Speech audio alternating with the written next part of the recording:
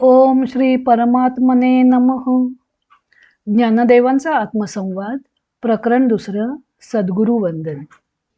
सद्गुरूंच्या कार्याचे विरोधाभासाने वर्णन भाग 1. ओवी आहे 19वी. शिष्याने केलेले साधन फलद्रूप होण्यासाठी सद्गुरु कृपा आवश्यक असते असे सांगितल्यावर ज्ञानदेव आता सद्गुरु हे कार्य कसे करतात ते सांगत आहेत.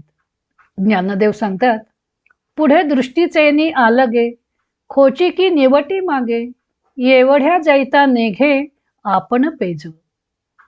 अलगे अलगे म्हणजे भाला आणि जैता म्हणजे जिंकणारा. सद्गुरूंनी आपल्या कृपादृष्टीच्या भाल्याने शिष्याकडे पाहिल्यावर त्याच क्षणी मागच्या मागे दृश्य नाहीसे होते.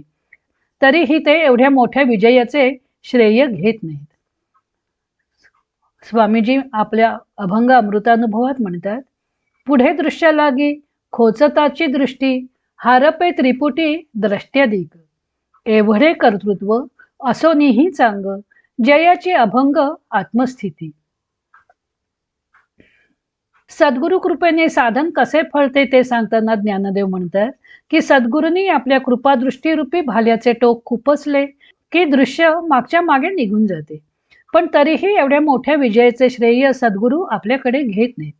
शिष्य साधना करत असताना मी वेगळा व परमात्मा वेगळा असून तो परमात्मा मला हस्तगत करायचा आहे अशी त्याची भावना असते. जोपर्यंत असा द्वैतभाव असतो तोपर्यंत साधन कसं फळणार? कारण द्वैत लोपून सर्व काही दृश्य आत्मरूप आहे असे जेव्हा त्याच्या प्रतीतीस येईल तेव्हाच साधन फळले असं म्हणता येईल. पण साधना करत असता याची द्वैत भावना काही लोप पावत नाही. सद्गुरूंच्या कृपादृष्टीवर ज्ञानदेवाने भाल्याचे रूपक करून त्यांचे कार्य विरोधाभासाने वर्णन केले आहे.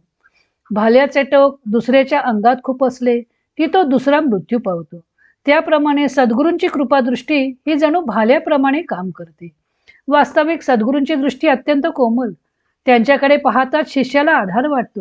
परंतु मातेच्या ममतेने शिष्याकडे पाहणाऱ्या सद्गुरूंच्या दृष्टीत शिष्याला दिसत असलेले भासमान दृश्य नाहीसे करण्याचे सामर्थ्यही असते. जणू काही भालाच. त्यांच्या कृपादृष्टीरूप भाल्याच्या नुसत्या टोकाचा जरी स्पर्श झाला तरी दृश्य मागच्या मागेच आटून जाते.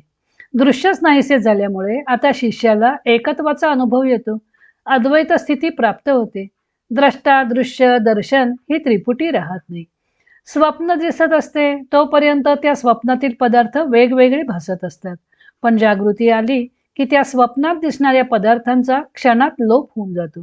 त्यासाठी जागृती येणेच आवश्यक आहे. तसेच शिष्याला आपण परमात्मरूप आहोत हे कळण्यासाठी अनुभवण्यासाठी दिसणारे दृश्य जगत हे आपल्यापेक्षा वेगळे नसून सर्व काही आत्मरूपच आहे याचे ज्ञान व्हावे लागते. ही ज्ञानाची जागृती सद्गुरूंच्या कृपादृष्टीमुळे येते. त्यांच्या कृपादृष्टीमुळे दृश्य आटून गेल्यामुळे ते पाहणारा द्रष्टाही वेगळेपणाने राहत नाही. एवढा मोठा विजय प्राप्त करून देण्यासाठी सद्गुरूंना फार श्रम पडत नाहीत. नुसत्या कृपादृष्टीरूप भाल्याच्या टोकाचा स्पर्शच पुरेसा होतो असं सांगून पुढच्या चरणात त्यांचे अलौकिकत्व सांगताना ज्ञानदेव म्हणतात की एवढा मोठा विजय प्राप्त करून सुद्धा ते त्या विजयाचे श्रेय स्वतःकडे घेत नाहीत, तर त्याचे श्रेय साधकालाच देतात. सर्वसाधारणपणे कोणाच्याही यशात आपला किती वाटा आहे हे मनुष्य पाहत असतो. दुसऱ्याला यश आपल्यामुळेच प्राप्त झाले आहे हे कंठरवाने सांगत असतं. पण सद्गुरूंचे वागणे मात्र बरोबर याच्या उलट असतं. शिष्याला विजय प्राप्त करून देऊन सुद्धा ते त्यापासून नामानिराळेच राहतात. शिष्याने साधना केल्यामुळे त्याला परमात्मा स्थिती प्राप्त झाली असेच जगामध्ये रूढ होते. पुढच्या ओबीत ज्ञानदेव सद्गुरूंचे विरोधाभासाने वर्णन करणार आहेत. तो भाग आपण उद्या पाहू.